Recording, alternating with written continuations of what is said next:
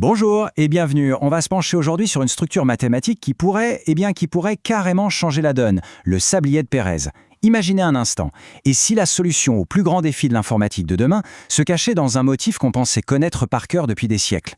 Pour comprendre, commençons par le problème que cette structure prétend résoudre. Alors voilà, pour bien saisir l'enjeu, il faut d'abord parler d'un problème fondamental de l'informatique moderne. C'est un peu le talon d'Achille de nos systèmes les plus avancés, que ce soit les intelligences artificielles ou les ordinateurs quantiques. Ils reposent tous sur des fondations qui sont en fait incroyablement fragiles. La question est simple. Comment ça se fait?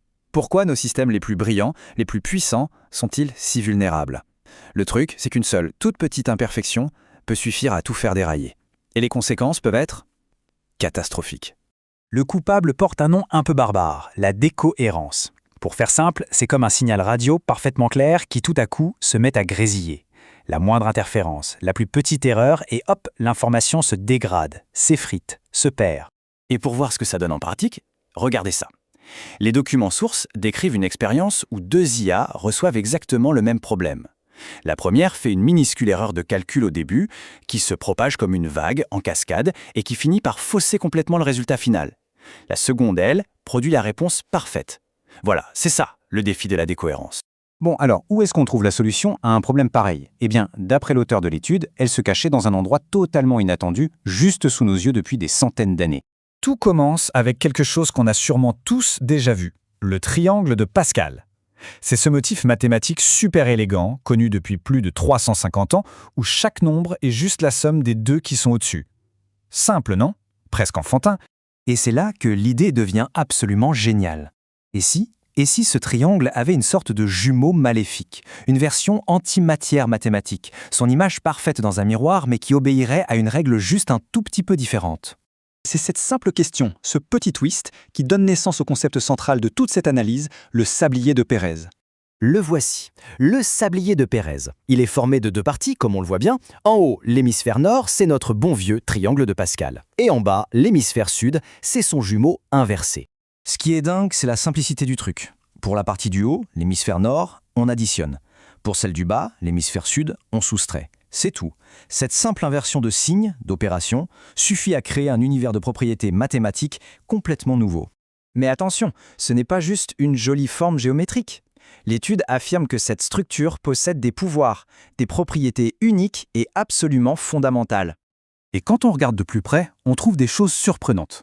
Par exemple, la célèbre suite de Fibonacci apparaît comme par magie. La structure a un équilibre interne parfait. Mais la propriété la plus importante, celle qui change tout, concerne des paires uniques. C'est ce que l'étude appelle le théorème 7. Alors ce fameux théorème 7, c'est le cœur du réacteur. Imaginez qu'on plie le sablier en deux, le long de son axe central. Chaque nombre se retrouve face à un autre. Le théorème dit que chaque couple qu'on forme de cette manière est absolument unique. Le couple 6,2 n'apparaîtra qu'une seule fois, pareil pour 15,6 et ça à l'infini. Et évidemment, il fallait vérifier. Une simulation informatique à très grande échelle a été lancée. Et le résultat est frappant. Sur environ 2,5 milliards de couples analysés, le taux de doublon était de moins de 0,000003%. C'est quasiment rien. On parle d'une quasi-unicité parfaite. Ça rend le concept très, très concret. Et cette unicité, ce n'est pas juste une curiosité mathématique. C'est la base, la clé de ce que l'étude appelle la toute première mémoire associative parfaite de l'histoire. Un système où chaque bribe d'information pourrait avoir une adresse unique, sans aucun risque de conflit. Alors ok, on a une structure mathématique avec des propriétés incroyables. Mais concrètement, à quoi ça pourrait bien servir? Eh bien, l'étude propose des applications technologiques qui franchement ont l'air de sortir tout droit de la science-fiction. Voici les 3 grandes promesses. Premièrement, des ordinateurs quantiques capables de corriger leurs propres erreurs.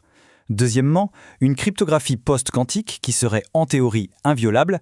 Et enfin, un tout nouveau type de mémoire baptisé PHAM pour Pérez Hourglass Associative Memory. Et on peut même visualiser comment ce concept abstrait pourrait devenir une technologie bien réelle. L'idée, ce serait de placer les bits quantiques, les fameux qubits, aux intersections de ce réseau en forme de sablier. Ça créerait une sorte de protection topologique naturelle contre les erreurs. Et puis il y a le PHAM.